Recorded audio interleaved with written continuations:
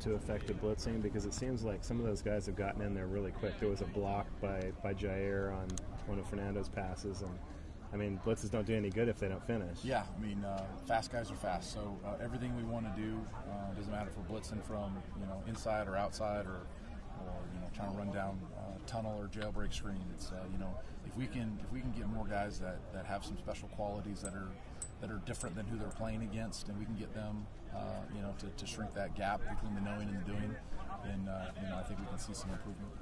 Do you expect to blitz more, and other than that, what do you see in terms of how your pressure will be improved?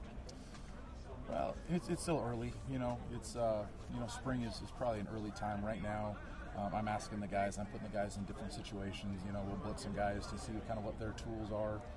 In 7-on-7, and some of these times I'm going to try to put them in man to try to identify what's their capacity to play in man.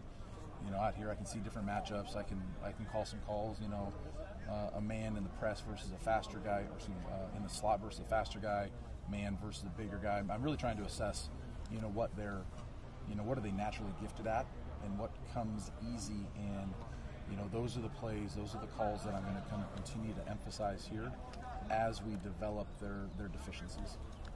What's your confidence level that you'll be markedly better defensively than you were? We'll see how the season unfolds. It's very early for me to have a prognostication about that. And then, what is improvement? Is it statistical improvement? Is it winning 9 games? I think we were up there. I think we took the ball away really well. Would I rather give up less yards or be number 1 in America for takeaways? I don't know. So there's a lot of context. Ultimately, as a defensive coordinator, I'm here to minimize scoring and help the team win. That's the realest I can be, is the minimize scoring.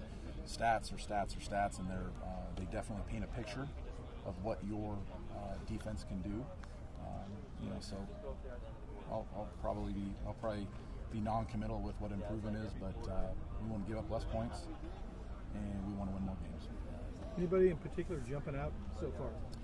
I think David Reese and Xavier Carlton. I think those are 2 players that have really established themselves with some leadership qualities. They're coming out here, they're behaving like leaders, they're talking like leaders, and they're playing like leaders. So I think that's fantastic for those guys to step into that role. You're looking for that every year on a new team. How gratifying is it that we got a couple of veterans who are stepping into those roles? You're exactly right about that. And what's interesting is kind of from our defensive perspective, we're continuing to build one-year teams. Every year it's like, what is this group going to be like? And unfortunately, April 15 or whenever the next portal window opens, there'll be some movement. But it's all about what can we do to make this cohesive group as cohesive as possible for the best product on the field for one season, and then seeing where we're at in a year from now and who's here and who's not here, and all those different things that can unfold. And that leadership piece, do you go to the players and say, I need that from you, or do they come to you? I think the leadership thing, I think it's easy to talk about. I think it's easy to put a bunch of PowerPoints on what you're identifying. I think people build themselves and they develop into leadership roles. And then even at that build and develop, a leader has to be received. You can't demand leadership. You can't demand other people to follow you. There needs to be a holistic look of how does this guy behave? How does he prepare? How does he live off the field? How does he practice? There's so much to it that sometimes you see these guys, these captains or leaders. I've never been anywhere that you appoint a leader. I think it's just not authentic, and I think it's kind of just BS for me to think that I can make a leader. The locker room is going to tell you who the leaders are. So those guys are earning their respect of their Absolutely. teammates. Your inside backer room looks quite a bit different right now. 3 freshmen. Is there something or someone that stands out so far for that group? Well, it's Eze's birthday today, so he just turned 18. So yesterday he was a 17-year-old, and he was out there taking a lot of reps. So we are extremely youthful. A lot of inexperience out there, but the guys are working hard. I think some of the young guys have good tools. We have some new faces here. Luke Ferrelli from Carlsbad is a very talented player. He played some edge in high school, and now we're playing him behind the ball a little more, which takes a little bit of time. Eze Osundu, who's his birthday today, big 18 years old, always got a smile on his face. He's a guy that's getting some opportunities. And then Aaron Hampton, who's a player that joined us up from Anchorage. He's getting a lot of opportunities as well. So we have those 3 true freshmen mid-year, so they're getting great opportunity. And we'll continue to add some people, in the roster and make sure that's a unit that has a blend of experience and youth and talent. You referenced some of the context from last season. Are there some trends you're seeing from an ACC schedule that you're preparing for this offseason? We've identified all of our opponents, and really the early opponents have had transition in their coaching staff. So in years past, had there been consistency in that, I probably would have dove a little bit deeper into what they've been doing.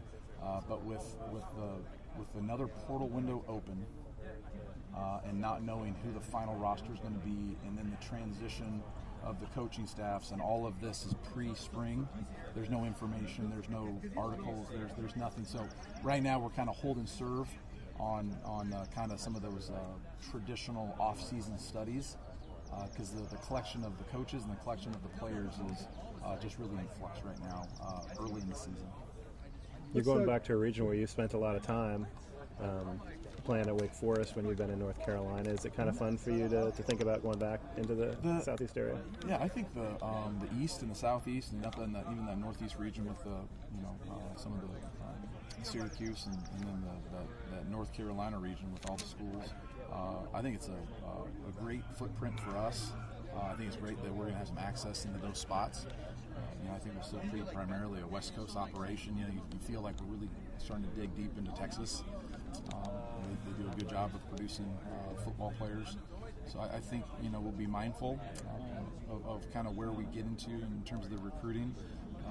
And then I think there's going to be some significant changes. I don't know if you guys have seen some of the forecasts for the recruiting schedule to change, but there's going to be, we're going to really get limited on how much off-campus contact we're having. That it's going to have to be a lot more people coming to see us, and it's going to be interesting to see if the high school recruiting turns a little more regional, just because we're not going to have, we're not going to be 156 days on the road, as we 163 or whatever it is, 150 plus. That's going to be minimized. The windows in December for some of the off-campus contacts are going to be minimized. So we're going to have a harder time actually getting to see those kids in person for evals. So which would lend you to, some conventional wisdom to, who can you get to, and kind of in your neighborhood. What's Cade Ulawavi's situation this spring? He'll be joining us. He's right now he's unavailable. He's got a little. He's dealing with something in the training room, but I anticipate Cade to be with us very, very soon. And nothing long term going on.